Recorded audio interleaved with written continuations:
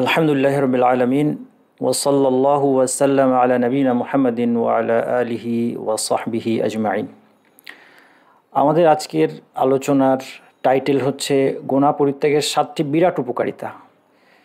তো আলোচনার টাইটেল আসলে হওয়ার কথা ছিল গুনাহের 7টি বড় কুফল, কিন্তু পরে আমি চিন্তা করলাম যে এই টাইটেল শুনলে অনেকের মনে হতে পারে যে এই লেকচারটা যদি আমি শুনি তাহলে তো আমার গুনাহ ছেড়ে দিতে হবে, কিন্তু আমি আরও কিছুদিন গুনাহ করতে চাই।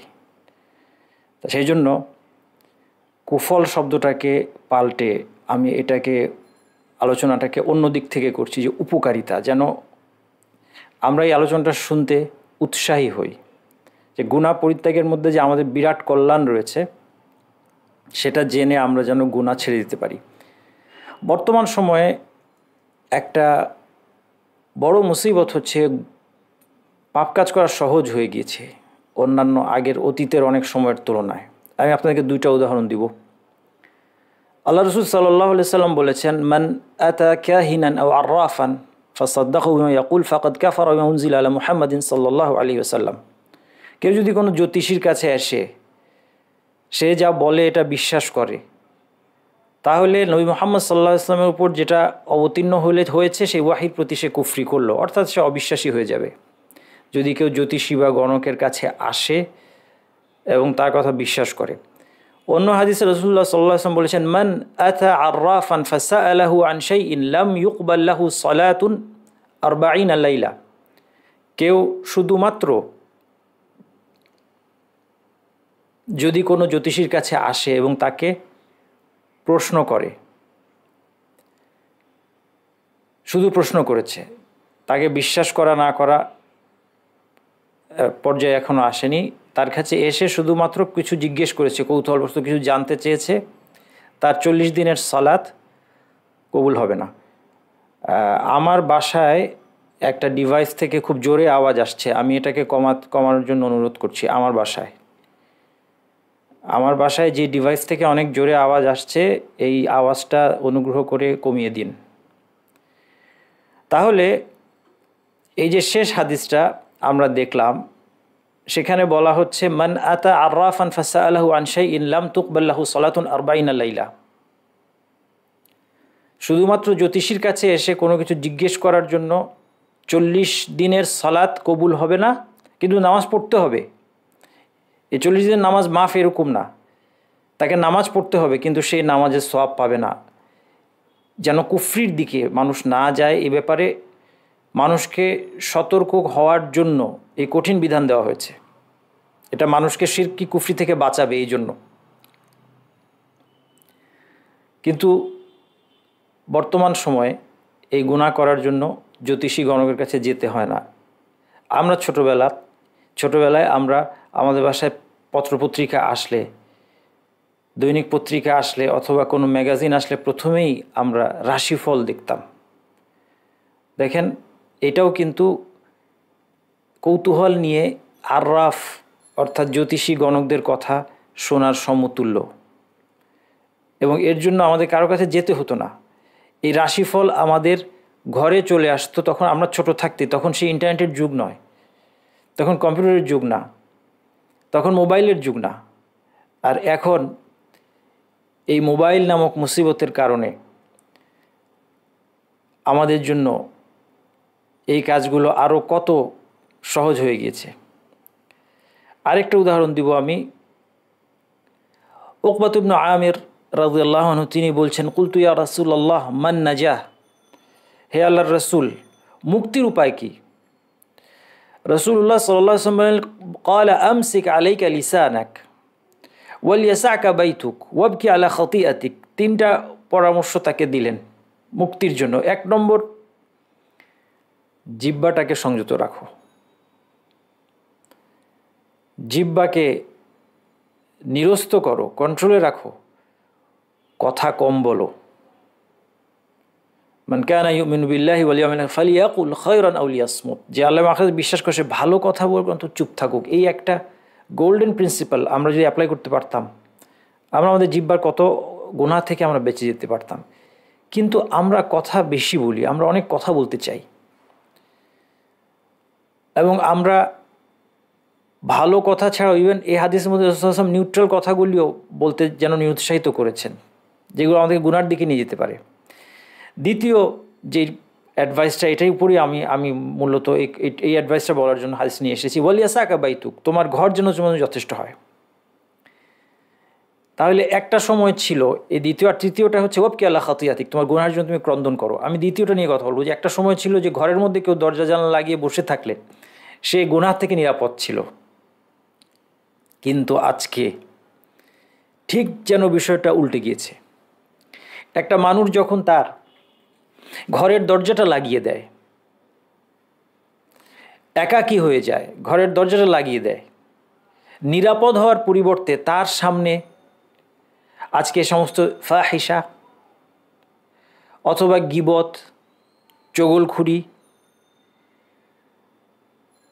অথবা শিরকি কুফরি জাতীয় যে কোনো অপরাধের দরজা তার সামনে খুলে যায়। সে একটা ক্লিকে সে এই সমস্ত অপরাধগুলো আজকে করতে পারে। এই জন্য আমরা এখন অত্যন্ত কঠিন একটা সময় পার করছি। এই সময়ে আমাদেরকে বিশেষভাবে আমাদের গুনাহ সম্পর্কে অতিরিক্ত সাবধান এবং সচেতন হতে হবে, আমাদের নিজেদের এবং আমাদের পরিবার, আমাদের সন্তানের ব্যাপারে। আলোচনার শুরুতে আমি একটা ছোট্ট এই গুনাহ সম্পর্কে একটা ভুল ধারণা নিয়ে আলোচনা করে তারপরে আমি গুনাহ পরিত্যাগের সুফলগুলো বলতে চাই। সেটা হচ্ছে, আমরা অনেকে চিন্তা করি যে আমাদের তো গুনাহ মাফ হওয়ার অনেক উপলক্ষ আছে, ওজুর মাধ্যমে গুনাহ মাফ হয়ে যাচ্ছে। হাদিসের মধ্যে এসেছে, সহিহ হাদিস, যে একজন যখন অজুতে অঙ্গ প্রত্যঙ্গগুলো ধোয়, যখন চেহারাটা ধোয়, চোখ দিয়ে দেখা গুনাহগুলো তার মাফ হয়ে যায়। এভাবে হাত পা ধোয়ার সাথে সাথে হাত পায়ের গুনাহ মাফ হয়ে যায়। সালাত, as-সালাওয়াতুল খামস ওয়াল জুমআতু ইলাল জুমআ ওয়া রমাদান ইলা রমাদান, 5 ওয়াক্ত সালাত এর মাঝখানে গুনাহগুলো মাফ হয়ে যায়। নামাজের দিকে যখন একজন মুসল্লি অগ্রসর হয়, প্রতি পদক্ষেপে তার গুনাহ ক্ষমা হয়ে যায়। এক জুমা থেকে আরেক জুমা এর মধ্যবর্তী গুনাহগুলো ক্ষমা হয়ে যাচ্ছে। রমাদানে আমাদের গুনাহগুলো ক্ষমা হয়ে যাচ্ছে।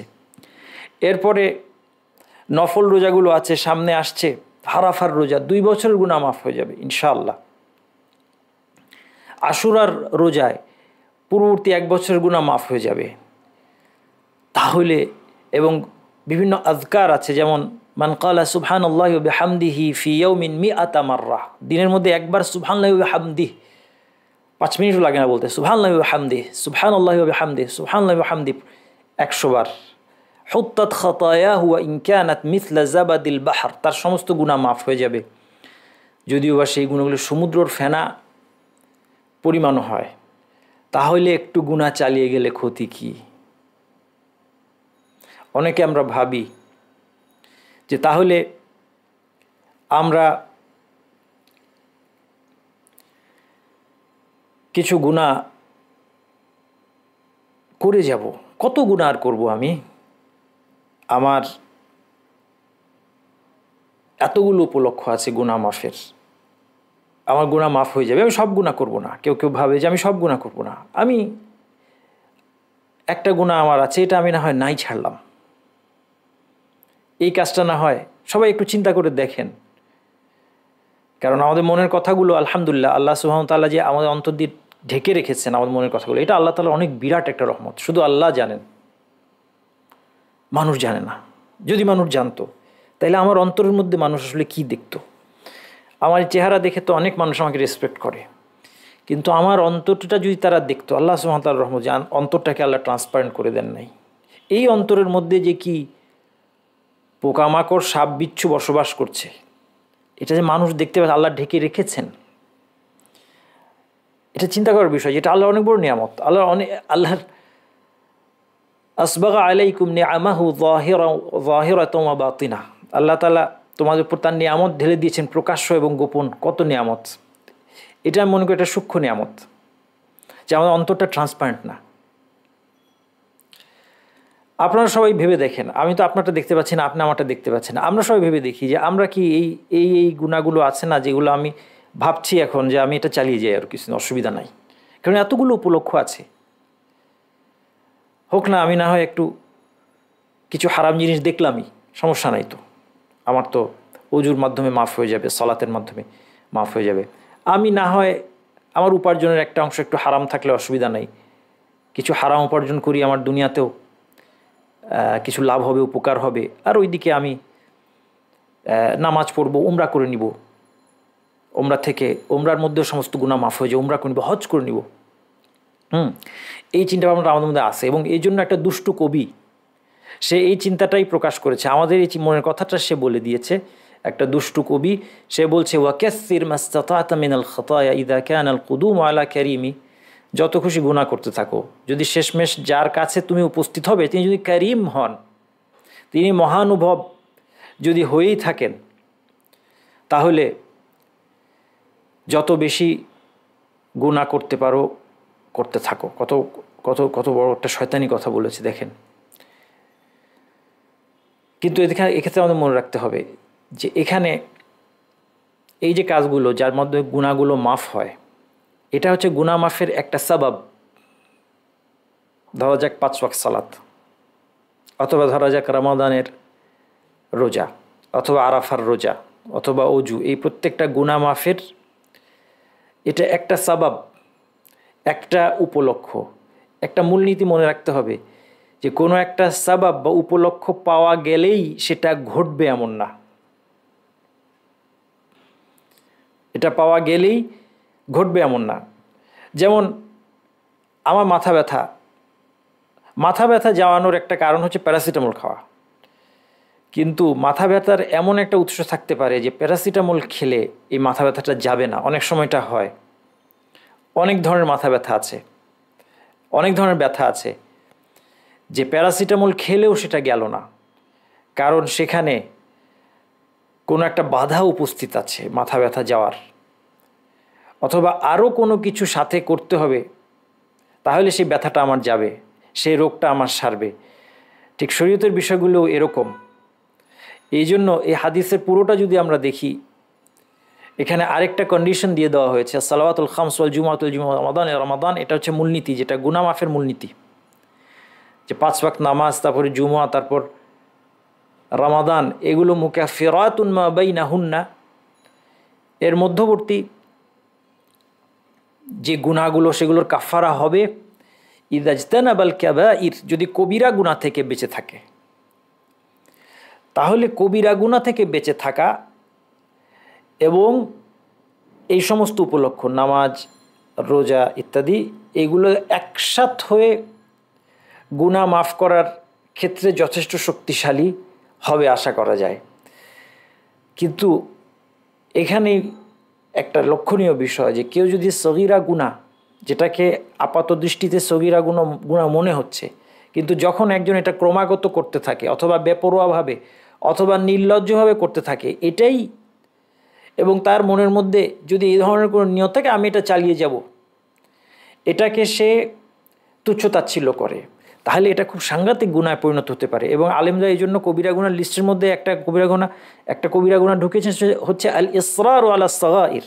আল ইসরার আলা সাগাইর, সগীরা গুনাহ করতে থাকা, লেগে থাকা, সগীরা গুনার পেছনে লেগে থাকা, যে না আমি এটা ছাড়বো না, এটা ইটসেলফ একটা কবিরা গুনাহ। এই জন্য এই প্রসঙ্গে অনেকে প্রশ্ন করেন যে হজ করলে, এই প্রশ্নটা হজ নিয়ে আসে, মান হাজ্জা, আল্লাহ রাসূল বলেছেন মান হাজ্জা ইলাইহি ফালাম ইয়ারফুস ওয়া লাম ইয়াফসুক রাজা কা ইয়াউমি ওয়ালাদাতহু উম্মুহু, যে আল্লাহর জন্য হজ করলো, এবং তার মধ্যে মান হাজ্জা লিল্লাহ একটা কন্ডিশন, ইখলাস সহকারে হজ করতে আল্লাহর জন্য। 2 নম্বর কন্ডিশন হচ্ছে ফালাম ইয়ারফুস ওয়া লাম ইয়াফসুক। ইয়ারফুস, রাফাসের অর্থ একটা হতে পারে গালাগালি, অশ্লীল কথাবার্তা, অথবা আরেকটা হতে পারে যে সমস্ত স্বামী স্ত্রীর সম্পর্ক ইত্যাদি, এগুলো হজের ইহরাম অবস্থায় এগুলো নিষিদ্ধ, এই কাজগুলো। ওয়ালাম ইয়াফসুক, এবং 3 নম্বর যেটা বলা হচ্ছে যে সে ফিস্ক করে না, কোনো পাপ কাজ সে করে না, সে হজে গিয়ে সে কোনো গুনাহের কাজ করবে না, কোনো অন্যায় কাজ বা কথা বলবে না, জুলুম করবে না, সে এমনভাবে ফিরে আসবে যেমন তাকে তার মা জন্ম দিয়েছে, যেদিন সেদিনের মতো নিষ্পাপ হয়ে সে ফিরে আসবে। এবং অন্য হাদিসে বলছে আল হাজ্জুল মাবরুর লাইসা লাহু জাযাউন ইল্লাল জান্নাহ, যেটা পাপমুক্ত বিশুদ্ধ হজ। আল হাজ্জুল মাবরুর, মাবরুরের ব্যাখ্যা হচ্ছে যেটা গুনাহ থেকে মুক্ত এবং বিশুদ্ধ, তার মানে নবী মুহাম্মদ সাল্লাল্লাহু আলাইহি সাল্লামের শেখানো পদ্ধতি সুন্নাহ অনুযায়ী হয়েছে, আরেকটা কন্ডিশন আমরা পেলাম। তাইলে তার জন্য একমাত্র প্রতিদান হচ্ছে জান্নাত। এই তিনটা কন্ডিশন আমরা পেলাম। একটা হচ্ছে আল্লাহর জন্য এই হজটা হতে হবে, 2 নম্বর নবী মুহাম্মদ সাল্লাল্লাহু আলাইহি ওয়াসাল্লামের সুন্নাহ মোতাবেক হতে হবে, বিশুদ্ধ হজ, এবং 3 নম্বর আমরা বলতে পারি যাবতীয় গুনাহ থেকে দূরে থেকে সে এই হজটা যদি পালন করতে পারে তাহলে সে এমনভাবে ফিরে আসবে যেন তার সদ্য ভূমিষ্ঠ হয়েছে, সে জন্ম হয়েছে। তাহলে এখানেও কি বলবেন যে কবিরা গুনাহ মাফ হবে না? এর জবাব হচ্ছে, এটার মধ্যে এটা খুব সুন্দর উত্তর আছে একটা।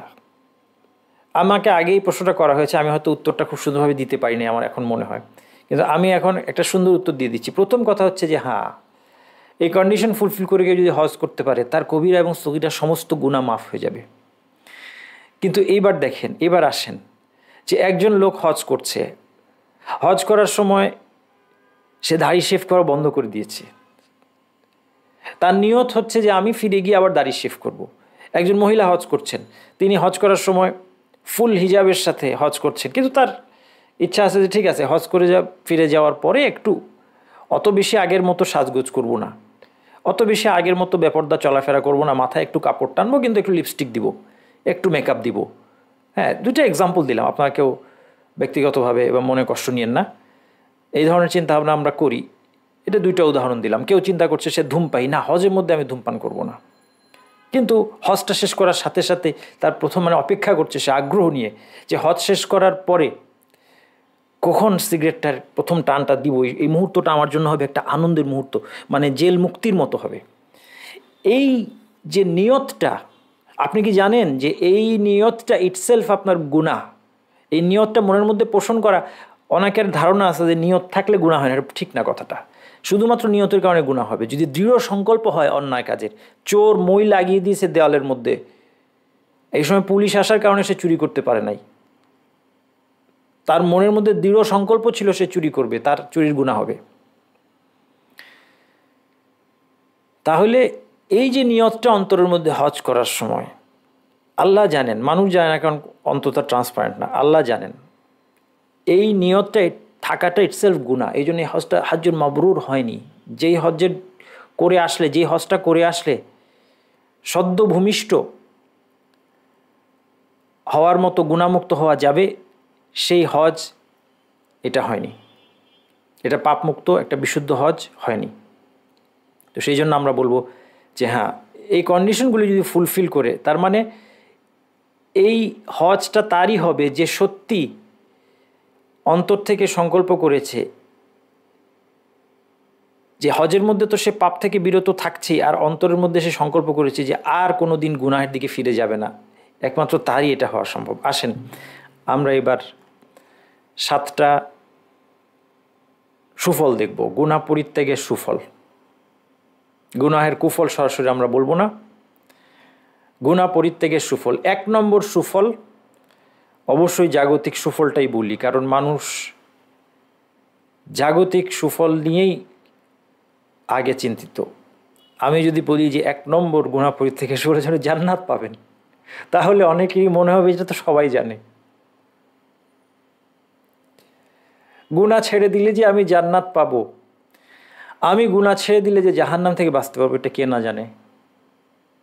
এই সুফলটা শোনানোর জন্য আপনি এত কষ্ট করে এত গাল ভরা টাইটেল দিয়ে লেকচার দিতে এসেছেন, তাহলে এটা এখন বলা যাবে না।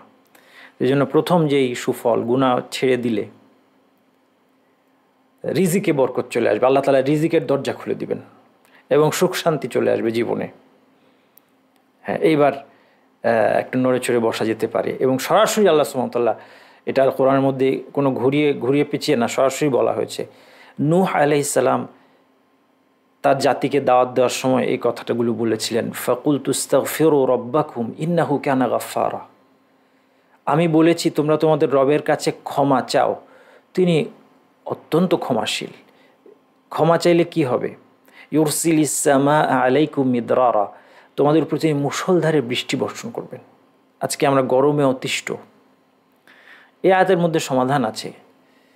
আল্লাহর কাছে ইস্তিগফার করা, এবং আল্লাহর কাছে ক্ষমা চাওয়ার মধ্যে যখন এককভাবে এটা আসছে তখন তওবা করাটা ঢুকে যাচ্ছে এর মধ্যে।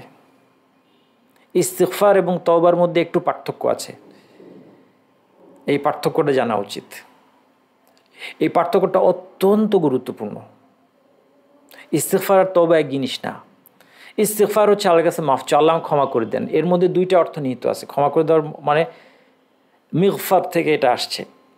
মিগফার মানে হচ্ছে আগে যে মানুষ মাথায় বর্ম পড়তো যেন মাথায় আঘাত না লাগে, মাথাকে ঢেকে রাখতো, এটা হেলমেট বলতে পারেন আপনি এখনকার পরিভাষায়।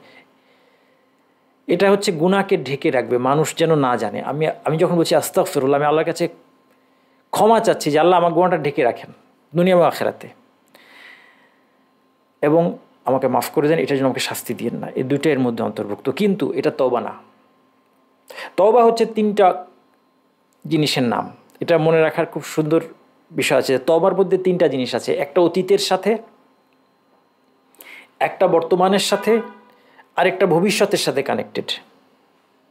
এই অতীত, বর্তমান এবং ভবিষ্যতের সাথে লিঙ্কড তিনটা জিনিস মিলে হচ্ছে তওবা।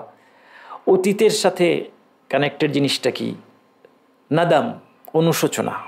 অনুশোচনা তওবার ক্ষেত্রে অতীতের সাথে সম্পৃক্ত বিষয়টা হচ্ছে আফসোস, আক্ষেপ, অনুশোচনা। কেন করলাম এই কাজটা, কেন করলাম?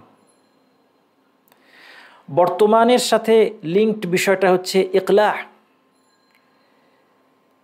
এখান থেকে আমি ফিরে এসেছি, এখন আমি এই গুনাহটা করছি না। আমি রোজ গুনাহ করছি আর আস্তাগফিরুল্লাহ আস্তাগফিরুল্লাহ, দাড়ি শেভ করার সময় আস্তাগফিরুল্লাহ আস্তাগফিরুল্লাহ আমি বলতে পারি, কিন্তু এটা তওবা না, ইকলাহ। আমি হারাম কাজটা বন্ধ করব। এটা বর্তমানের সাথে। ভবিষ্যতের সাথে লিঙ্কড বিষয় হচ্ছে আজিমা, সংকল্প, যে আমি আর ভবিষ্যতে এই কাজের দিকে ফিরে যাব না। এই তিনটা মনের অবস্থা যখন পাওয়া যাবে, এটাকে বলে তওবা। ইসলাম আমাদেরকে তওবা এবং ইস্তিগফার দুইটা করতে বলেছে।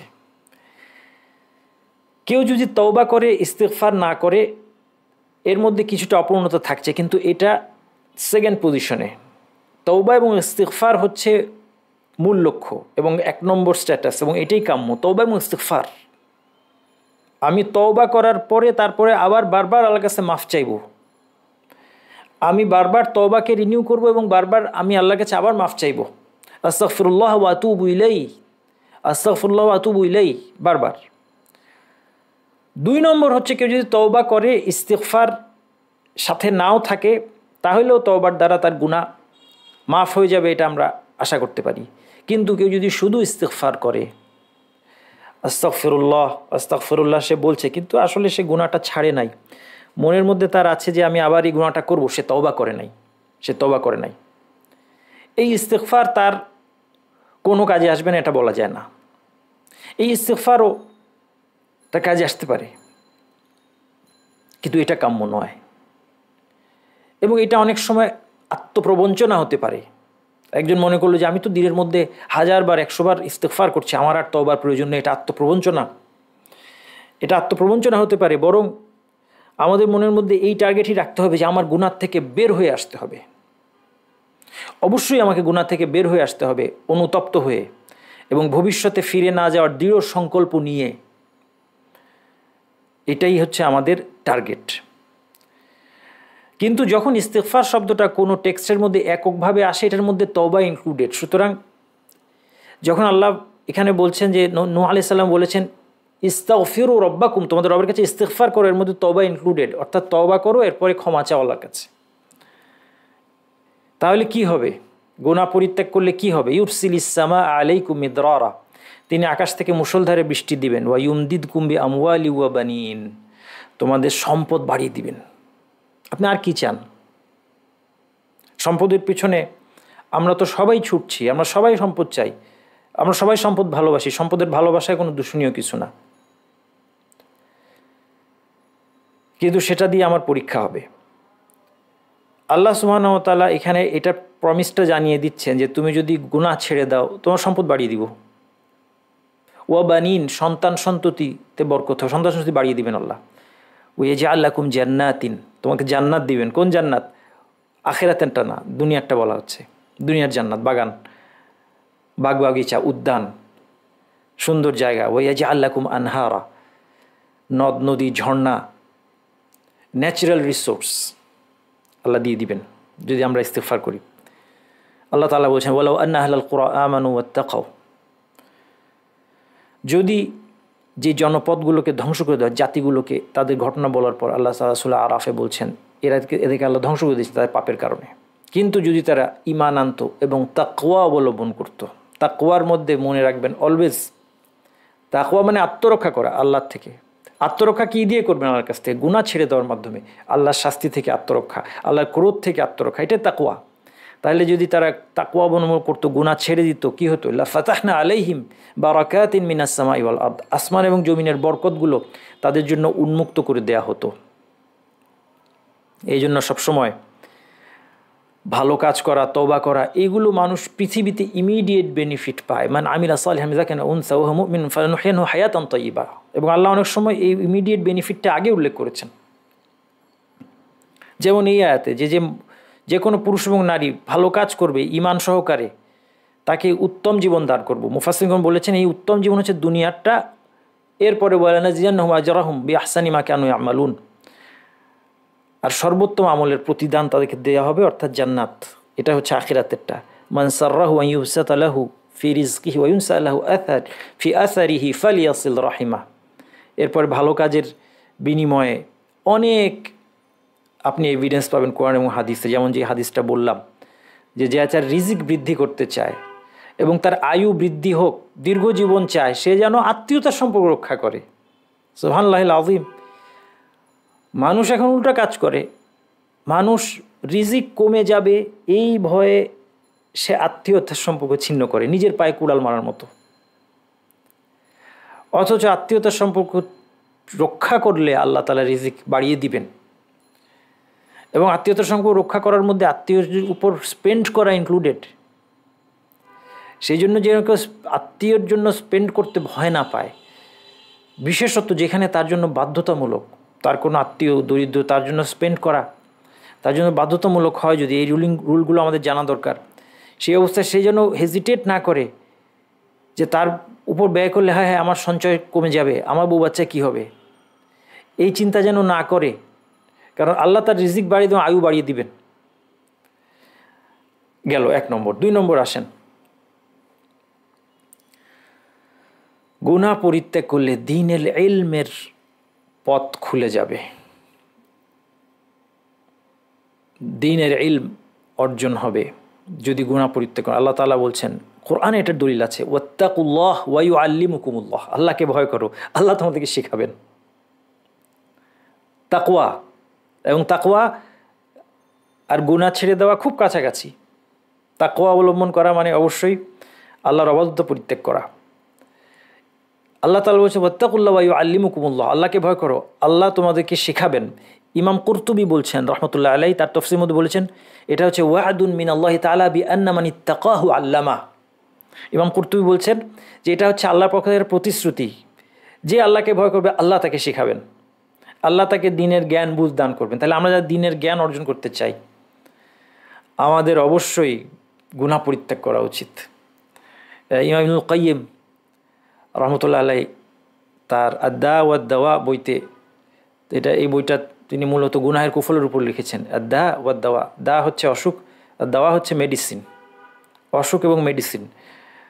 তিনি বলেছেন যে গুনার চিকিৎসা কীভাবে হবে, গুনাহ কীভাবে ছাড়বো। সেখানে তিনি গুনাহের প্রায় 50টা কুফল, আমি যতদূর গুনতে পেরেছি 50টা কুফল আলোচনা করেছেন, আরও বেশি হবে, আমি 50টা পর্যন্ত গুনেছি। সেখানে তিনি বলছেন ফামিনহা, প্রথম দিকে বলছেন ফামিনহা হিরমানুল ইলম, গুনাহের কুফল হচ্ছে হিরমানুল ইলম, ইলম থেকে বঞ্চিত হওয়া। ফা ইন্নাল ইলমা নূরুন ইয়াকযিফুহুল্লাহু ফিল কলব, ইলম হচ্ছে একটা নূর, একটা আলো আল্লাহ অন্তরে দিয়ে দেন। ওয়াল মাসিয়াতু তুতফিউ যালিকা নূর, গুনাহ এই নূরটাকে দূর করে দেয়।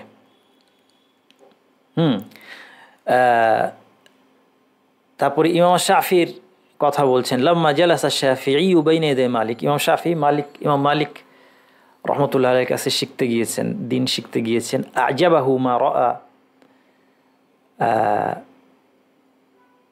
মিন উফুরি ফিতনাতিহি, তার মেধা দেখে ইমাম মালিক খুব চমৎকৃত হয়েছেন। তারপর তিনি বলছেন ইন্নী আরাল্লাহ কাদ আলকা আলা কলবিকা নূরান, ইন্নী আরাল্লাহ কাদ আলকা আলা কলবিকা নূরান। শাফিকে বলছেন যে আমি দেখতে পাচ্ছি আল্লাহ তোমার অন্তরে নূর দিয়েছেন। ফালা তুতফিহু বিযুলমাতিল মাসিয়াহ, গুনাহের অন্ধকার দিয়ে এটাকে নিভিয়ে দিও না। ইমাম শাফি কবিতা লিখেছেন শাকাউতু ইলা ওয়াকিইন সুআ হিফযি, আমি ওয়াকিয়ের কাছে আমার মনে থাকে না, মুখস্থ ভালো হয় না, এটা আমি তার কাছে কমপ্লেন করলাম। ফা আরশাদানি ইলা তারকিল মাসি, তিনি আমাকে পরামর্শ দিলেন যে আমি যেন গুনাহ ছেড়ে দিই। ওয়াকাল আলাম বিআন্নাল ইলমা ফাদলুন, তারপর আমাকে ওয়াকিয়ে বললেন যে তুমি জেনে রাখো যে ইলম হচ্ছে একটা ফদল, একটা অনুগ্রহ। ওয়া ফাদলুল্লাহি লা ইউতাহু আসি, আর আল্লাহর এই অনুগ্রহ অপরাধীকে দেওয়া হয় না। 3 নম্বর উপকারিতা গুনাহ পরিত্যাগের, যে আমরা যদি গুনাহ পরিত্যাগ করি তাহলে আমাদের ভালো কাজের তৌফিক হবে, অনেক ভালো কাজের দরজা খুলে যাবে। গুনাহ থেকে ফিরে আসা মাত্র অনেক ভালো কাজের দরজা খুলে যাবে। আল্লাহ তাআলা বলছে ওয়াল্লাযীনা ইহতাদাউ যাদাহুম হুদা, যারা হেদায়েত গ্রহণ করে, হেদায়েত চায় এবং হেদায়েত গ্রহণ করে, তাদের হেদায়েত আল্লাহ বাড়িয়ে দেন, তাদের হেদায়েত আল্লাহ বাড়িয়ে দেন। এই হেদায়েত বাড়িয়ে দেওয়ার অর্থ হচ্ছে মানুষের আরও নতুন নতুন ভালো কাজের পথ খুলে যাওয়া, সহজ হওয়া, তৌফিক হওয়া। এবং এটা একটা মূলনীতি যে একটা গুনাহ আরও অসংখ্য গুনাহের দিকে টেনে নিয়ে যায়, আর একটা ভালো কাজ আরও অনেক ভালো কাজের দরজা খুলে দেয়। এই জন্য রাসূলুল্লাহ সাল্লাল্লাহু আলাইহি ওয়াসাল্লাম বলেছেন আলাইকুম বিসসিদক, তোমরা সত্যবাদিতা অবলম্বন করো। ফা ইন্না সিদকা ইয়াহদি ইলাল বির, সত্যবাদিতার একটা বিরাট সুফল হচ্ছে যে সত্য কথা বলে এটা সৎকর্মশীলতার দিকে নিয়ে যায়, সে সৎকর্মশীল হতে পারে। ওয়া ইন্নাল বিররা ইয়াহদি ইলাল জান্নাহ, আর সৎকর্মশীলতা মানুষকে জান্নাতের দিকে নিয়ে যায়। তাহলে সত্যতা অবলম্বন করা এটা একটা ভালো কাজ, এটা অনেক ভালো কাজের দরজা খুলে দিবে। এমনিভাবে আমরা যদি গুনাহ পরিত্যাগ করি আমাদের অনেক ভালো কাজের তৌফিক হবে, যেটা নিয়ে আমরা আজকে হয়তো আফসোস করছি। আমরা আসলে গুনাহের মধ্যে ডুবে থেকে অনেক সময় চিন্তা করি যে আমি অমুক ভালো কাজটা করে আমি আমার গুনার এফেক্টটাকে আমি দূর করে দিব, কিন্তু তারপর দেখি আমরা যে আমাদের এই ভালো কাজের তৌফিক হয় না। আমি ভালো কাজটা করতে পারলাম না, পারছি না, সময়ের অভাব, সম্পদের অভাব, কোনো একটা কারণে। কিন্তু আমরা বুঝতে পারছি না যে এই যে গুনাহ এর মধ্যে আমরা আছি এটাই আমাদের বাধা। আমরা যদি এটা ছেড়ে বের হয়ে আসতাম তখন আমরা এই ভালো কাজগুলো করতে পারতাম, কিন্তু আমরা উল্টাভাবে চিন্তা করছি যে আমি গুনাহও চালাবো, কিছু ভালো কাজ করবো, একটা একটা কাটাকাটি করবে। এই কাটাকাটির খেলাটা খুব ভয়ঙ্কর, এটা শয়তানের একটা মারাত্মক ধোঁকা।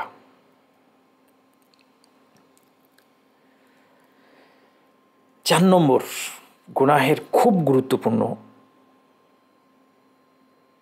উপকারিতা। আপনারা ভাবছেন যে আধা ঘন্টা হয়ে গেছে লেকচারের, মনে হয় সব দরকারি কথাগুলো শেষ না, খুব দরকারি কথাগুলো সামনে আসছে। অন্তর তালাবদ্ধ হয়ে যাওয়া, সিল হয়ে যাওয়ার ঝুঁকি থেকে আমরা বাঁচতে হলে আমাকে গুনাহ ছাড়তে হবে, এটা একটা বিরাট ঝুঁকি। রাসূলুল্লাহ সাল্লাল্লাহু আলাইহি ওয়াসাল্লাম বলছেন ইন্নাল আবদা ইযা আখতা খাতিআতান নুকিতাত ফি কলবিহি নুকতাতুন সাউদা, যখন বান্দা একটা গুনাহের কাজ করে তার অন্তরে একটা কালো স্পট পড়ে। ফা ইযা হুয়া নাযা ওয়াস্তাগফারা ওয়া তাবা সুকিলা কলবুহু, তারপর সে যখন নাযা গুনাহ থেকে বের হয়ে আসে, 1 নম্বর দেখেন কি কি বলছেন, ওয়াস্তাগফারা আল্লাহর কাছে মাফ চায়, ওয়া তাব এবং তওবা করে। দেখছেন ইস্তিগফার আর তওবা আলাদা, আল্লাহর কাছে মাফ চাইতে হবে, শুধু মাফ চাইলে হবে না, তওবা করতে হবে, অর্থাৎ দৃঢ় সংকল্প যে আর করব না। সুকিলা কলবুহু, তখন তার অন্তরটা পরিচ্ছন্ন হয়ে যায়, যেমন ঘষে মরিচা মুছে ফেলা হলো। আয়নার মধ্যে আপনারা কি দিয়ে আমাদের মায়েরা পরিষ্কার করেন আয়না, এইভাবে আয়নাটা ঝকঝকে হয়ে যায়, পরিষ্কার হয়ে যায়। ওয়া ইন আদা জিদা ফিহা, আর যদি সে গুনাহ আবার করে তাহলে এই স্পট বাড়তে থাকে। হাত্তা তা'লু কলবাহু ওয়া হুয়া রান, এই কালো দাগটা পড়তে পড়তে তখন এমন একটা অবস্থা হয় যে পুরো অন্তরটাকে ঢেকে ফেলে। এই জিনিসটাকে রন বলা হয়েছে কোরআনের পরিভাষায়, যেটা আল্লাহ তাআলা বলছেন কাল্লা বাল রান আলা কুলুবিহিম মা কানু ইয়াকসিবুন, তাদের অন্তর, তাদের গুনাহ তাদের অন্তরের উপর একটা আবরণ, একটা আচ্ছাদন দিয়ে ফেলেছে। এই অবস্থায় অন্তরটা সিল হয়ে যায় এবং তখন একবার যদি আল্লাহ তাআলা অন্তরটাকে সিল করে দেন, আপনি কি বুঝতে পারছেন আমরা কি পরিমাণ ঝুঁকির মধ্যে আছি? আমরা যখন গুনাহ করি আমাদের চিন্তা করা উচিত যে আল্লাহ যদি আমার অন্তরকে সিল করে দেন, আমার তো কোনো যুক্তি আমার কোনো কাজে আসবে না, কোনো ফতোয়া আমার কোনো কাজে আসবে না, কোনো ফিকহ আমার কোনো কাজে আসবে না। আমার অন্তর সিল হয়ে যাওয়া মানে আমি জাহান্নামী। আমার গুনাহের শাস্তির কারণে অন্তর যদি একবার সিল হয়ে যায়, কেউ আমাকে হেদায়েত আর এনে দিতে পারবে না। পৃথিবীর সর্বশ্রেষ্ঠ দায়ী, সর্বশ্রেষ্ঠ আলেম আমাকে আর হেদায়েত এনে দিতে পারবে না যদি একবার অন্তরটা সিল হয়ে যায়। এই ভয় আমাদের মনের মধ্যে থাকা উচিত। এই জন্য আমাদের একটা বড় সমস্যা হচ্ছে আমরা গুনাহকে হালকা করে দেখি। এটা আমাদের একটা অনেক বড় ডিজিজ। এবং আমরা এই প্রসঙ্গে আমি বলবো একটা বিষয়, এটা আমরা করি, এটা হচ্ছে বিশেষ করে আমরা যারা অনেকেই অতীতে আমাদের জীবনটা গুনাহের মধ্যে আমরা ডুবেছিলাম, আল্লাহ সুবহানাহু ওয়া তাআলা আমাদেরকে হেদায়েত দিয়েছেন, এই গুনাহগুলোকে চিনিয়েছে। আমাদের হেদায়েত পাওয়ার কোনো কথা ছিল না, কিন্তু আল্লাহ সুবহানাহু ওয়া তাআলা আমাদেরকে হেদায়েত দিয়ে এখান থেকে বের করে এনেছেন। কিন্তু আমরা অনেক সময় এই গুনাহ ছেড়ে দেওয়ার পরেও পিছনের গুনাহগুলোর কথা হালকাভাবে আলোচনা করি। আমরা অনেক সময় গল্প করি, খোশ গল্প করি যে ওই যে একটা গান শুনেছিলাম। আমি আর গান শুনি না, যার সাথে গল্প করছি সেও হয়তো গান শোনে না, কিন্তু হঠাৎ আমরা স্মৃতিচারণ করি ওই যে গানটায় এই কথাটা ছিল, ওই যে নাটকটা দেখেছিলাম, ওই যে মুভিটা দেখেছিলাম। এগুলো আপাত দৃষ্টিতে অনেকটা নির্মল নির্দোষ মনে হলেও এখানে গুনাহকে হালকা করে দেখার একটা রেশ আছে। এবং বিশেষত আমরা যদি পরবর্তী জেনারেশনের সামনে এই গল্পগুলা করি, যাদেরকে আমরা এই সমস্ত গুনাহ থেকে দূরে রেখে বড় করেছি, আমরা এই সমস্ত গুনাহের মধ্যে ছিলাম, আমরা তওবা করেছি, আর আমাদের বাচ্চাদেরকে বড় করেছি, তারা এর টাচেই আসে নাই, তখন আরেকটা মারাত্মক বিষয় হচ্ছে তাদের কাছে এটা মনে হবে যে তাহলে তো এটা করলে খুব একটা ক্ষতি নাই, একটু গান শুনে তো পরে আমার বাবার মতো আমি ভালো হয়ে যাব, একটু মুভি দেখেও ভালো হয়ে যাব, একটু সাজগোজ বেপর্দা চলেও আমার মায়ের মতো আমি একদিন আবার হিজাব ধরব। এবং গুনাহটা এইভাবে হালকা হয়ে যাওয়া, এটা অত্যন্ত মারাত্মক ব্যাপার, এটা খুব ভয়ের ব্যাপার। গুনাহের চেয়ে বড় ঝুঁকি হচ্ছে গুনাহকে হালকা করে দেখা। এই কথাটা যদি পারেন তাহলে আমার থেকে মুখস্থ করে নেন আজকে, যে গুনাহ যতটা না বিপজ্জনক, তার চেয়ে বড় বিপজ্জনক হচ্ছে যদি এই গুনাহটা আপনি ছোট করে দেখেন, আপনার চোখে হালকা হয়ে যায়। এবং আমি কয়েকটা হাদিস এবং সাহাবীদের কথা শোনাবো আপনাদেরকে, আলেমদের কথা শোনাবো। ইন্নাল আবদা লা ইয়াতাকাল্লামু বিল কালিমাতি মিন সাখাতিল্লাহ লিয়ুলকি লাহা বালান ইয়াহবি বিহা ফি জাহান্নাম। অনেক সময় বান্দা আল্লাহর ক্রোধিত উদ্বেগকারী একটা কথা বলে, লা ইউলকি লাহা বালান, সেটাকে কোনো কিছুই মনে করে না, সে এর কারণে জাহান্নামী হয়ে যায়। একটা কথা সে ভাবছে এটা বললে কি আর হবে, কোনো অসুবিধা নাই, এমনকি হয়তো বা সেটাকে গুনাহও মনে করছে না, কিন্তু এর জন্য আল্লাহর ক্রোধের কারণে সে জাহান্নামী হয়ে যেতে পারে। এই জন্য আব্দুল্লাহ ইবনে মাসউদ বলছেন, ইন্নাল মুমিনা ইয়ারা যুনুবাহু কাআন্নাহু ফি আসলি জাবাল। ইবনে মাসউদ বলছেন, মুমিন তার গুনাহগুলোকে এইভাবে দেখে যে সে একটা পাহাড়ের নিচে বসে আছে, ইয়াখাফু আন ইয়াকা আলাই, এই পাহাড়টা তার উপর ভেঙে পড়বে। ওয়া ইন্নাল ফাজিরা ইয়ারা যুনুবাহু কাযুবাব, পাপাচারী তার গুনাহগুলোকে একটা মাছি মনে করে, ছোট্ট মাছি।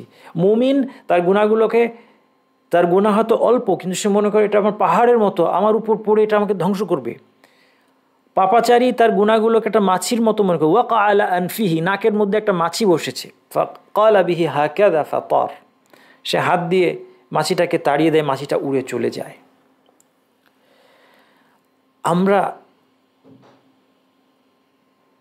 আমরা যারা সালাফদের পথে চলতে চাই, সালাফদের মধ্যে প্রথমে সাহাবীদের মানহাজ যদি দেখতে হয় আমাদেরকে, যে সাহাবীরা কিসের উপর ছিলেন, তাহলে এটা হচ্ছে তাদের পথ। সাহাবীদের কথা থেকে আপনি বুঝতে পারবেন যে আমাদেরকে কোন পথে চলতে হবে। এই জন্য রাসূল সাল্লাল্লাহু আলাইহি ওয়াসাল্লাম বলেছেন, ইয়াকুম মুহাক্কারাতিয যুনুব, তোমরা ছোট ছোট যেগুলিকে মুহাক্কারাত, ছোট বলেন নাই, বলছেন যে এটা মুহাক্কারাত, মানে মানুষ এটাকে হাকির মনে করে, মানুষ এটাকে ছোট মনে করে, এই গুনাহগুলোর ব্যাপারে সাবধান। তিনি বলছেন ফাইন্নাহুন্না ইয়াজতামিউনা আলার রাজুলি হাত্তা ইউহলিকনা, এটা একটা জমতে জমতে একটা মানুষকে ধ্বংস করে দিতে হবে। তারপর তিনি উদাহরণ দিলেন যে একদল লোক কোথাও এসেছে, উন্মুক্ত প্রান্তর, তাদেরকে রান্না করতে হবে, প্রত্যেকে একটা করে কাঠ নিয়ে আসে,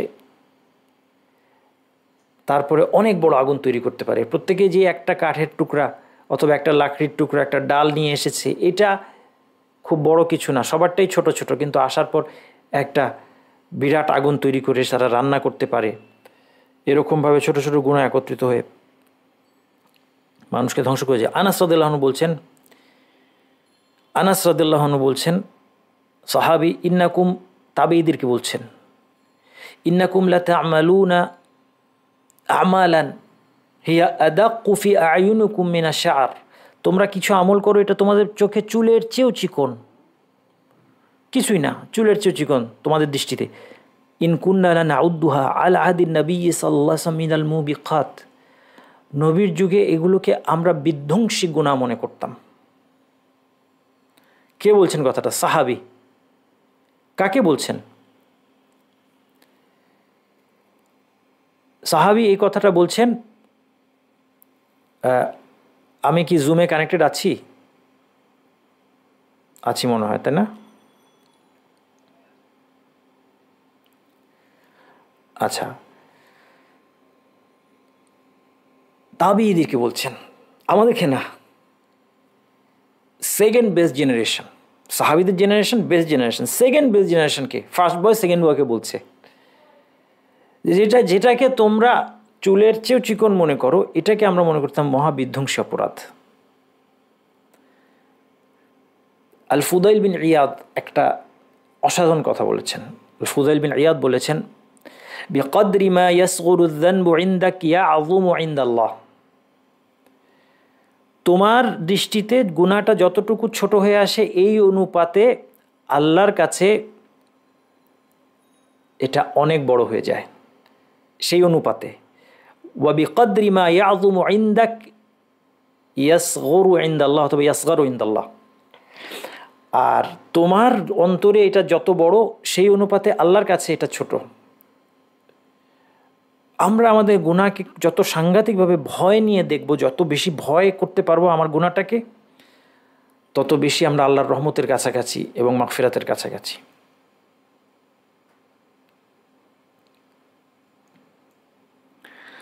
অনেক সময় আমরা গুনাহের তাৎক্ষণিক কুফল পাই না। কই, আমার মাথায় তো বাজ পড়লো না,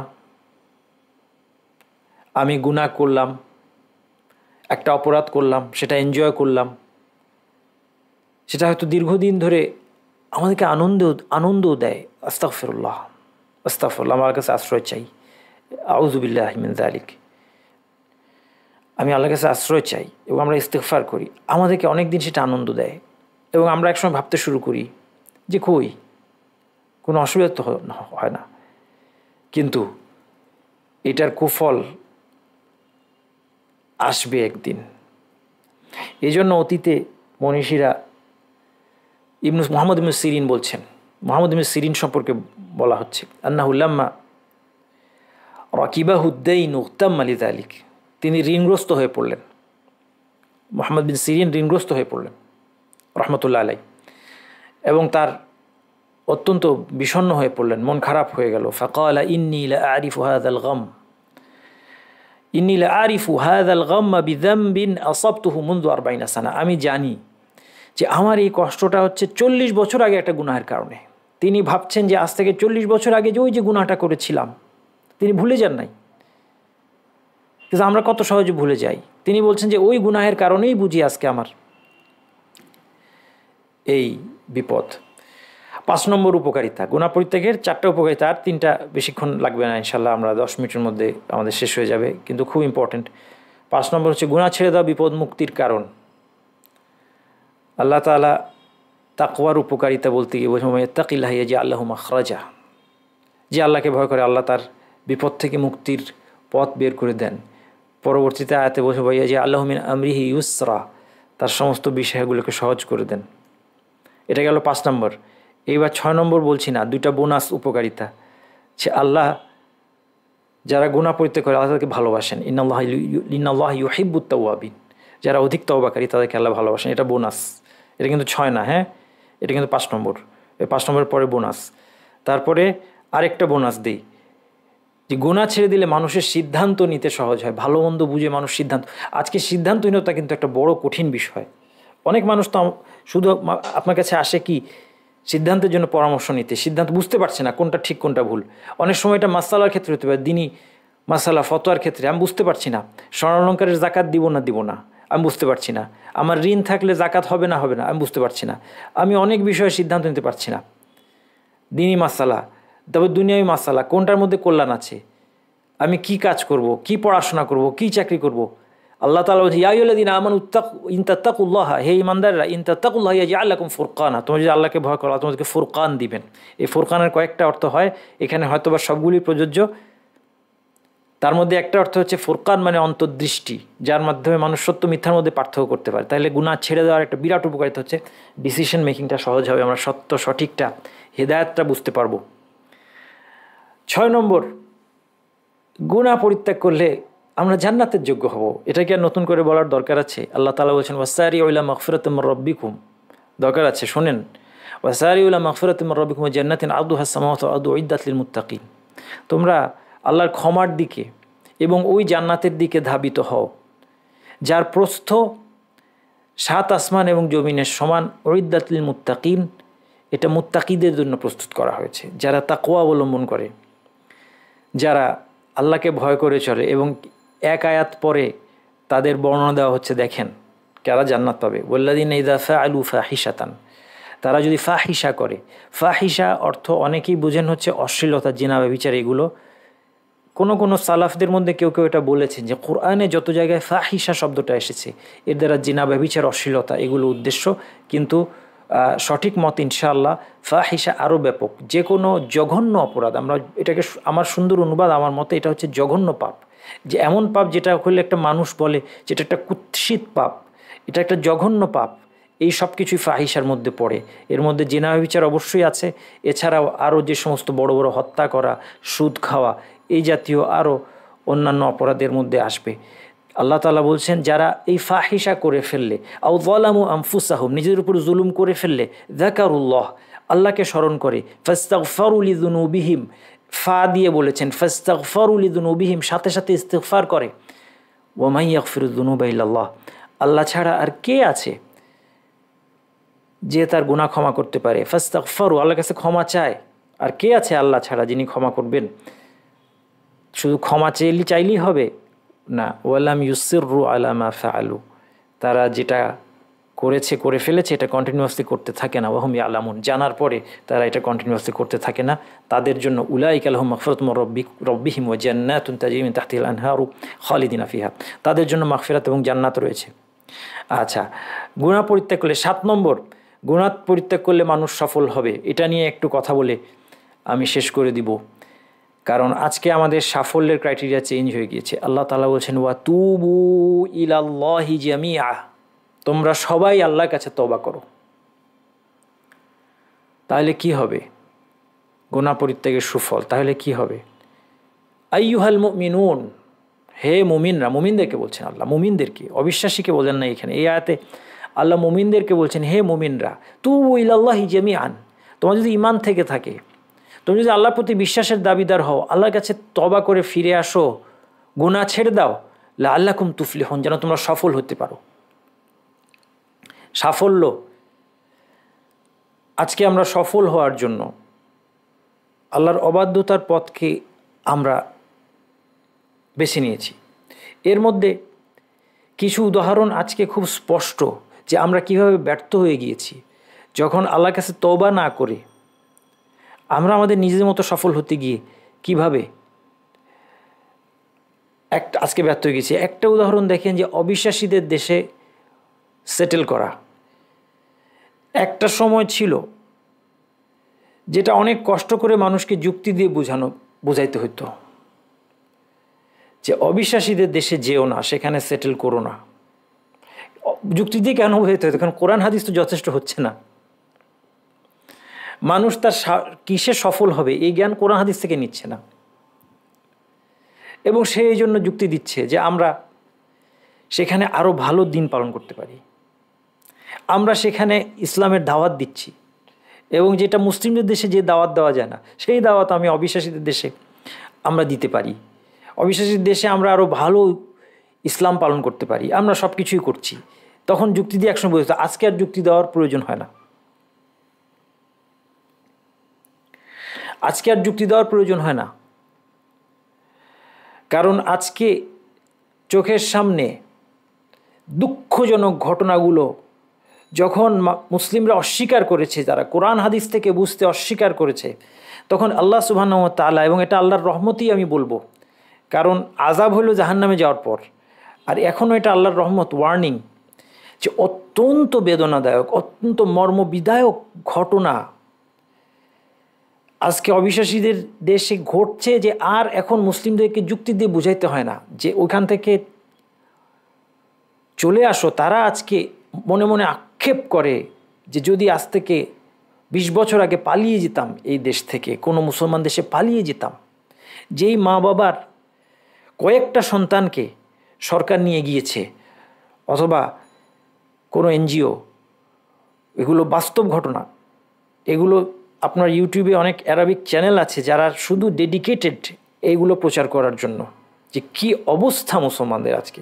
আজকে তার একটা দুইটা না, একটা বাচ্চা যদি আপনার নিয়ে নেয় কেউ, আপনার কেমন লাগবে? একটা মুসলমান মা বাবার সবগুলো বাচ্চাকে সরকার তার কাস্টডিতে নিয়ে যায় এই যুক্তিতে যে এদের কাছে থাকলে এটা জঙ্গি হবে অথবা নির্যাতিত হবে। হ্যাঁ, তাকে কোরআন হাদিসের মাধ্যমে ভুল জিনিস শেখানো হবে, জিহাদ শেখানো হবে, যেগুলি তারা যুক্তি তাদের আছে, নিয়ে গেল যে কোনো যুক্তিতে নিয়ে গিয়ে কার কাছে দিয়ে দিচ্ছে? হয়তো একটা পেডোফাইল, যৌন বিকৃতি আলা মানুষদের কাছে পারপাসলি দিচ্ছে যেন তারা এই বাচ্চাগুলিকে নষ্ট করে। এই মা বাবার জীবন পৃথিবীতে কি জাহান্নাম হয়ে যায় নাই? আপনি শুধু এই কথার উত্তর দেন আমাকে, সত্যবাদী হয়ে আমাকে এই কথার উত্তর দেন। এই মা বাবার জীবন আর তো তার জাহান্নামে যাওয়ার আমি দেখছি না কোনো প্রয়োজন। সার পৃথিবী তাকে জাহান্নাম হয়ে গেছে, একমাত্র সে আল্লাহর কাছে ধর্ণা দেওয়া ছাড়া। আল্লাহ যদি নিজ অনুগ্রহে তাকে ক্ষমা করে অলৌকিকভাবে তাকে এই বিপদ থেকে উদ্ধার করেন, এরকম একটা দুইটা না। আজকে যখন মুসলমানদের হিজাব আরও ভালো দিন পালন করা যায়, অবিশ্বাসের দেশে মুসলমানদের হিজাব টেনে যখন খুলে ফেলে বিভিন্ন দেশে, তখন আজকে আর তাকে যুক্তি দিয়ে বোঝাতে হচ্ছে না, কারণ তারা কোরআন হাদিস দিয়ে বুঝতে অস্বীকার করেছিলাম আমরা। আজকে আমাদের অবস্থা হচ্ছে, রাসূলুল্লাহ সাল্লাল্লাহু আলাইহি ওয়াসাল্লাম বলছেন, সাওবান রাদিয়াল্লাহু আনহু হাদিস আপনারা নিশ্চয়ই অনেকবার শুনেছেন, কিন্তু এটা বারবার শোনা দরকার। ইউশিকুল উমামু আন তাদা আলাইকুম কামা তাদা আল আকালাতু ইলা কাসাতিহা। বিভিন্ন জাতিগুলো ডাকাডাকি করবে একজন আরেকজনকে, যেরকম খাইতে বসলে মানুষ একজন আরেকজনকে ডাকে যে আসো, এই শেষ হয়ে গেল, এখানে গোশত শেষ হয়ে যাচ্ছে, তাড়াতাড়ি আসো, খাইতে আসো। ডাকাডাকি করে খায় খাবার শেষ হয়ে যাওয়ার আগে। এই অবস্থা তোমাদের হবে, তোমাদেরকে ছিঁড়ে ফেড়ে সমস্ত জাতি। আজকে কোন জাতি আজকে মুসলমানদেরকে ছিঁড়ে ফেড়ে খাচ্ছে না? রাসূলুল্লাহ সাল্লাল্লাহু আলাইহি ওয়াসাল্লাম তো মনে হচ্ছে যেন আজকে আমাদেরকে দেখে দেখে এটা কথাগুলো বলছেন। সাহাবীদের সময় তো এরকম ছিল না, এর ধারে কাছেও কিছু ছিল না। তিনি যেন দেখে দেখে বলছেন আমাদের অবস্থা। সমস্ত জাতি কারা? ইহুদির সাথে খ্রিস্টান আছে, তারা কিভাবে, আবার অন্যান্য ধর্ম, যতগুলি ধর্ম আপনি বলতে পারবেন নাম, এবং ধর্মহীন নাস্তিক, দেখেন গিয়ে এরা এখন পৃথিবীতে হচ্ছে মুসলমানকে নির্যাতনের টপে সবাই আছে, এবং সবাইকে আপনাকে কম্পেয়ার করতে হবে কে কার চেয়ে বেশি নির্যাতন এবং হত্যা এবং এগুলো করতে পারছে তারা। তখন সাহাবী অবাক হয়ে একজন জিজ্ঞেস করলেন, ওয়ামিন কিল্লাতিন নাহনু ইয়াউমাইযিন, ওই দিন আমাদের সংখ্যা মনে হয় অনেক কম হবে, আমরা অল্প কয়েকটা লোক মনে হয়, এখনও আমরা কম সাহাবীদের যুগে, হয়তোবা জানি না এই হাদিসটা কোন সময়কার, কিন্তু তিনি বলছেন যে তখন মনে হয় আমরা খুব কম হব, হয়তোবা তখন মুসলমানদের যখন শক্তিশালী তখন এই হাদিসটা হতে পারে। রাসূল বলেন বাল আনতুম ইয়াউমাইদিন কাসীর, না তোমাদের তখন সংখ্যা অনেক বেশি। ওয়ালাকিন গুসা উনকা গুসা ইসাইল, তোমার অবস্থা হচ্ছে গুসা, গুসা উনকা গুসা ইসাইল, ময়লা আবর্জনা বন্যার পানিতে। তিনি পাহাড়ি উদাহরণ দিচ্ছেন। পাহাড়ি ঢল যখন আসে, বৃষ্টি আসে, অল্প বৃষ্টিতে বন্যার মতো হয়ে যায়, পানির স্রোতে, পানির তোড়ে যে আবর্জনা ময়লা ফেনাগুলো ভেসে আসে, এগুলার সাথে তুলনা করেছেন, তোমরা এই ময়লা আবর্জনার মতো। অর্থাৎ তুলনাটা খুব বোঝার দরকার। তোমাদের সংখ্যা বেশি কিন্তু কোনো ফায়দা নাই। আজকে দেখেন আমাদের সংখ্যা কত বেশি। আমরা শুনি এই বছরে এতগুলো মুসলমান এই জায়গায় মেরে ফেলেছে, শেষ, নির্মূল হয়ে গিয়েছে। আমরা অবাক হই যে এতগুলো মুসলমান এখানে ছিল, মুসলমানদের এত সংখ্যা। আবার আগামী বছর আপনি শুনবেন যে আরও এতগুলো মুসলমানকে মেরে ফেলেছে। আপনি অবাক হবেন যে গত বছর না আমাদের এত ভাই বোনকে মেরে ফেললো, আবার এত মুসলমান বেঁচে ছিল সেখানে। গুসা উনকা গুসা ইসাইল। তারপর আল্লাহ বলছেন ওয়ালায়ানজাআন্নাল্লাহু মিন সুদুরি আদুউইকুমুল মাহাবাতা মিনকুম, তোমাদের ভয় উঠায় নেবেন আল্লাহ। অবিশ্বাসীদের মন থেকে তোমাদের ভয় উঠায়নি, তোমাদেরকে আর অবিশ্বাসীরা কোনো কেয়ারই করবে না, কোনো ভয় করবে না। ওয়ালা ইয়াকযিফান্নাল্লাহু ফি কুলুবিকুমুল ওয়াহান, আর তোমাদের অন্তরের মধ্যে ওয়াহান দিয়ে দিবেন। এই ওয়াহানটা কী জিনিস? ক্বালা ইয়া রাসূলুল্লাহ ওয়ামাল ওয়াহান। সাহাবীরা আরবি ভাষা বুঝতেন কিন্তু তারপরেও প্রশ্ন করতেন। এটার মধ্যে একটা গুরুত্বপূর্ণ মূলনীতি আছে যে কোরআন শুধু ভাষা দিয়ে আপনি বুঝলে হবে না, হাদিস শুধু ভাষা দিয়ে বুঝলে হবে না। এই জন্য সাহাবীরা খুব ভালো করে ওয়াহান শব্দের অর্থ সাহাবীরা জানে, তারা একদম খাঁটি আরব। ওয়াহান বুঝতে তার কোনো অসুবিধা হয় না যে ওয়াহান মানে কি। কিন্তু তারপরে রাসূলুল্লাহ সাল্লাল্লাহু আলাইহি ওয়াসাল্লামকে জিজ্ঞেস করছেন যে কোরআন হাদিসের পরিভাষায় ওয়াহানটা কি জিনিস, এটা বোঝার জন্য। এই জন্য কোরআন এবং হাদিস দিয়ে বুঝতে হয়। কোরআন এবং হাদিস দিয়ে বুঝতে হয়। এই জন্য রাসূল সাল্লাল্লাহু আলাইহি ওয়াসাল্লাম বললেন এই ওয়াহান হচ্ছে হুব্বুদ দুনিয়া, দুনিয়ার ভালোবাসা, ওয়া কারাহিয়াতুল মাউত, মৃত্যুকে ভয় করা, মরতে ভয় পাওয়া, আর দুনিয়ার প্রতি অন্তর আকৃষ্ট হয়ে যাওয়া। কারণ মুমিন যেদিন দুনিয়া থেকে বিদায় নিয়ে জান্নাতের পথযাত্রী হবে এই অপেক্ষায় থাকার কথা ছিল, কারণ সে তো আখিরাতের জন্য সব সঞ্চয় করেছে। তার সমস্ত সেভিংস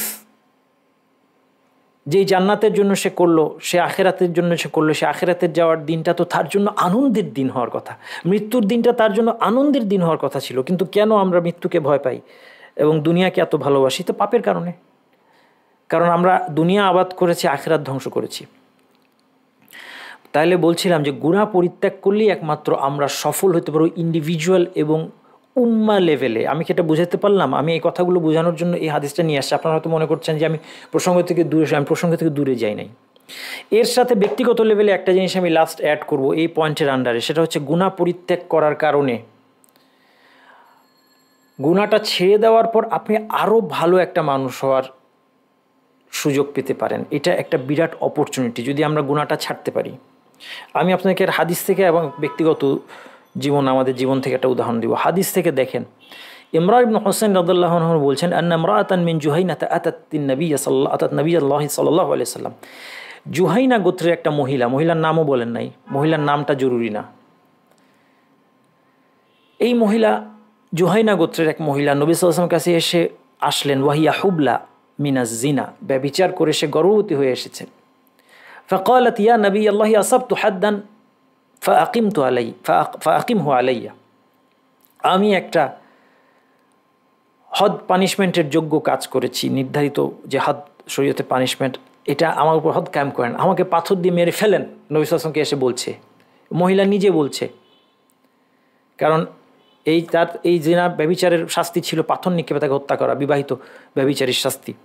তিনি বলছেন যে আমার উপর আপনি এই শাস্তিটা প্রয়োগ করেন, নিজে চাচ্ছেন শাস্তি। কেউ তার বিরুদ্ধে কেস দেয় নাই। ফাদাআন নবিয়ুল্লাহি সাল্লাল্লাহু আলাইহি ওয়াসাল্লাম ওয়ালিয়াহা, তার ওয়ালিকে ডাকলেন নবী সাল্লাল্লাহু আলাইহি ওয়াসাল্লাম, তার অভিভাবককে ডাকলেন। ফাকালা আহসিন ইলাইহা ফাইযা ওয়াদাআত ফাতিনি বিহা, তার প্রতি তুমি সুন্দর আচরণ করো, তার দেখাশোনা করো, তার বাচ্চাটার দোষ নাই, বাচ্চাটাকে মেরে ফেলা যাবে না, ব্যভিচারীর প্রোডাক্ট হলেও তাকে মেরে ফেলা যাবে না, তার জন্ম হয়ে গেলে তারপরে মহিলাকে নিয়ে আসবে আমার কাছে।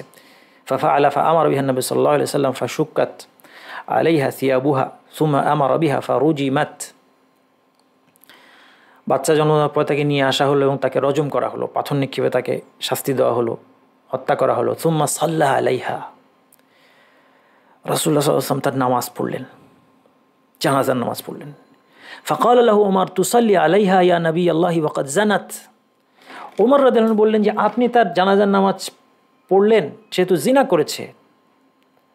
কারণ এই কনসেপ্টটা ইসলামের মধ্যে আছে যে একজন পাপাচারী সে যদি মারা যায়, সম্মানিত লোকেরা সমাজে আলেম উলামা তার জানাজা পড়বে না, আমরা পড়ব। আমরা এমন কোনো মানুষ না যে আমরা পাপাচারীর জানাজা পড়ব না, আপনি সাধারণ মানুষ, আমরা যেয়ে পড়ব তার জানাজা।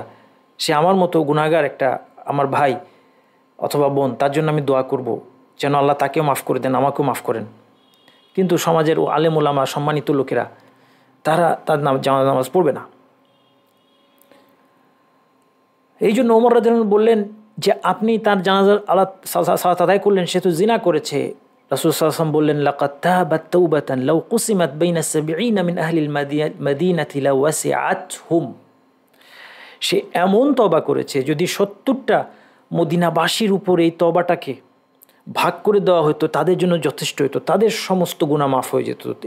এই মহিলার তওবার দিয়ে ৭০টা মানুষ ক্ষমা পেতে পারে, এইরকম তওবা সে করেছে। ওয়াহাল ওয়াজাদতা তাওবাতান আফদালা মিন আন জাদাত বিনাফসিহা লিল্লাহি তাআলা। এর চেয়ে উত্তম কোনো তওবা কথা কি তোমার জানা আছে যে সে তার জীবন দিয়ে তওবা করেছে? এই জন্য আমি বলছি আমরা যে গুনাহ থেকে যখন আমি অনুতপ্ত হয়ে ফিরে আসব, এখন শয়তানের মুখে চুনকালি দেওয়ার একটা বড় সুযোগ আমার আছে। আমি শুধু তওবা করব না, আমি আরেকটা বেটার স্ট্যাটাসে চলে যাব। যদি কেউ এমন হয়, ধরে যাক উদাহরণ দিচ্ছি, সে রাত্রে সে কোনো গুনাহ করে কিন্তু সে এখন তওবা করেছে, সে রাতের অন্ধকারে আর এই পাপ কাজ করবে না। সে কি করবে? সে যদি সুন্দরভাবে তওবা করতে পারে, সে তওবা করার পর ওই জায়গায় সে তাহাজ্জুদ ধরে ফেলবে।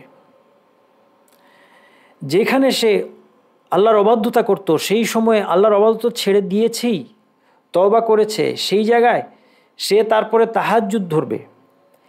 এটা তার জন্য, যদিও সে এই গুনাহ পরিত্যাগের আগে একটা নিচু অবস্থানে ছিল, কিন্তু গুনাহটা ছেড়ে দেওয়ার পরে সে অনেক আগের চেয়ে বেটার অবস্থানে চলে গেল।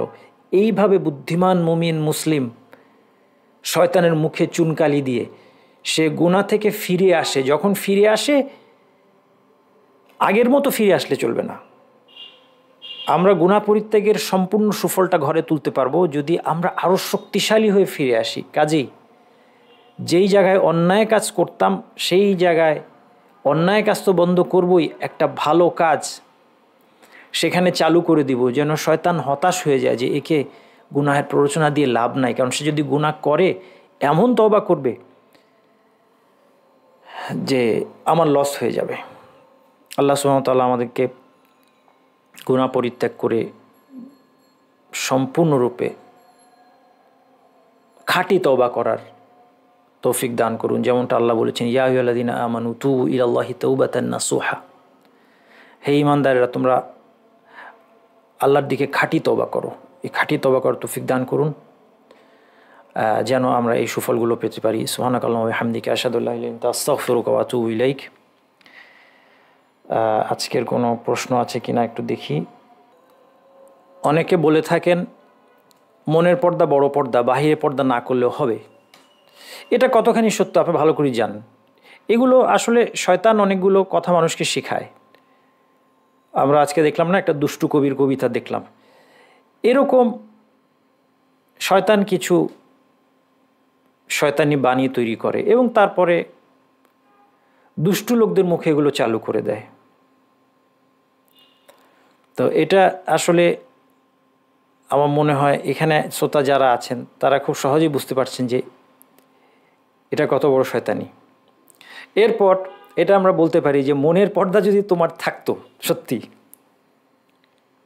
যে বলছে যে মনের পর্দায় বড় পর্দা, বাইরে পর্দা না করলে হবে, তাকে আমরা বলতে তোমার যদি মনের পর্দা থাকতো, তোমার যদি মনের পর্দা কী জিনিস, মনের লজ্জা আছে নাকি, মনটা ভালো, তোমার যদি মনটা ভালো হতো তাহলে তুমি তো বেপর্দা হইতে পারতো না। কারণ আল্লাহ আদেশ দিয়েছেন তোমাকে পর্দা করার। তোমার মনটা যদি ভালোই হয় তাহলে কোন মুখে? তোমাকে লজ্জা করে না তুমি আল্লাহর আদেশ অমান্য করে উলঙ্গ চলাফেরা করছো, বিবস্ত্র চলাফেরা করছো, বেপর্দা চলাফেরা করছো? তো তোমার কোনো মনে পর্দাই নাই, তুমি অনেক বড় নির্লজ্জ। তোমার লজ্জা থাকলে তুমি আল্লাহর কথা শুনতে। 2 নম্বর, সুদের গুনার 70টি স্তর। সর্বনিম্ন স্তর মায়ের সাথে জিনা করা। এটা কি শুদ্ধ? এই হাদিসের বিশুদ্ধতা নিয়ে অনেক মতভেদ আছে, ঠিক আছে? এই হাদিসের বিশুদ্ধতা নিয়ে মতভেদ আছে, এইটুকুই বললাম। আমি কোনো রায় দিচ্ছি না, কারণ মুহাদ্দিসের মধ্যে মতভেদ আছে। আমি এটা নিয়ে পড়াশোনা করেছি, মুহাদ্দিসের মধ্যে মতভেদ আছে।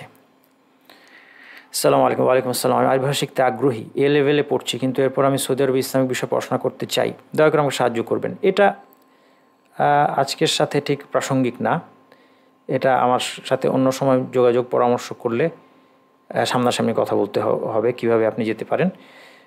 বেসিক কথা হচ্ছে, আপনি সৌদি আরবে অ্যাপ্লাই করতে চাইলে হায়ার সেকেন্ডারি সার্টিফিকেট যে কোনোটা দিয়ে করা, এ লেভেল দিয়েও করা যাবে, অ্যাপ্লাই করা যায়। কিন্তু মাদ্রাসার ছাত্ররাই সাধারণত বেশি সুযোগ পায়, সুতরাং আপনার একটা মাদ্রাসার ডিগ্রি থাকলেই আপনার জন্য সহজ হবে। এ লেভেল দিয়ে সাধারণত মানুষ চান্স পায় না। তারপরেও, আর এখন সব অ্যাপ্লিকেশন অনলাইন, এগুলো আপনি খোঁজখবর নিয়ে জানতে পারবেন। অনলাইন আপনি অ্যাপ্লাই করে দিলে, তারপরে যদি কোথাও আপনার হয়ে যায়, ওরা আপনাকে আরবি শিখিয়ে নিবে যদি চান্স পেয়েই যান। কিন্তু মাদ্রাসার ডিগ্রি দিয়ে আপনি অ্যাপ্লাইটা করতে পারলে, যে কোনো সরকারি হোক বেসরকারি হোক, একটা মাদ্রাসার ডিগ্রি দিয়ে অ্যাপ্লাই করতে পারলে আপনার চান্স পাওয়ার সম্ভাবনা বাড়বে। বিদেশে নন মুসলিম কান্ট্রি, ইউরোপ, আমেরিকা উচ্চশিক্ষা এবং উন্নত জীবনযাপন, ভালো আইন প্রণয়ন ব্যবস্থা, এগুলোর নাম দিয়ে আমাদের দেশ থেকে যুবক সমাজ এখন দেশের বাইরে নির্বাসিত হচ্ছে। এই কনসেপ্ট ওয়ার্ল্ড ভিউর উপর ভিত্তি করে আমার মা বাবা চাচ্ছেন যে আমি বিদেশে যাই মাস্টার্সের জন্য, সেখানে মাস্টার্স শেষ করে সেখানে পরিবার নিয়ে সেটেল হতে বলছেন। বলে রাখা ভালো যে গ্র্যাজুয়েশন কমপ্লিট করেছি, কিন্তু বিয়ের ব্যাপারে তারা উদাসীন। তারা বলছে একেবারে সেখানে পড়াশোনা করে চাকরি করবে, তারপর দেশে এসে বিয়ে করে পরিবার নিয়ে সেখানে জীবনযাপন করবে। তারা আমার ভালো চিন্তা করে এসব বলছে, কিন্তু আমি যেহেতু প্রত্যেকটা কাজ করার ক্ষেত্রে চিন্তা করি যে আসলে কাজটি হালাল হচ্ছে কিনা হারাম হচ্ছে, আমি চাচ্ছি না যে দেশের বাইরে সেটেল হতে। কিন্তু মা বাবা আমার বাসা থেকে প্রেশার ক্রিয়েট করছে। Unfortunately my parents are not practicing Muslims. বুঝলাম, আমি তাদেরকে আলেমদের মতামত জানিয়েছি এবং শাইখদের হালাকাও দেখিয়েছি, কিন্তু তারা আসলে খুব বোঝার চেষ্টা করছে না। তাদের কথা হলো দেশের সামান্য টাকা ইনকাম কী হবে, তোমাকে আরও বেশি উপার্জন করতে হবে ইত্যাদি। এখন আমার কী করণীয়? করণীয় সহজ। মা বাবার কথা, আল্লাহর আদেশ অমান্য করে মা বাবার কথা শোনা কখনোই বাধ্যতামূলক নয়। আপনি বুঝতেই পারছেন যে আপনার কী করণীয়।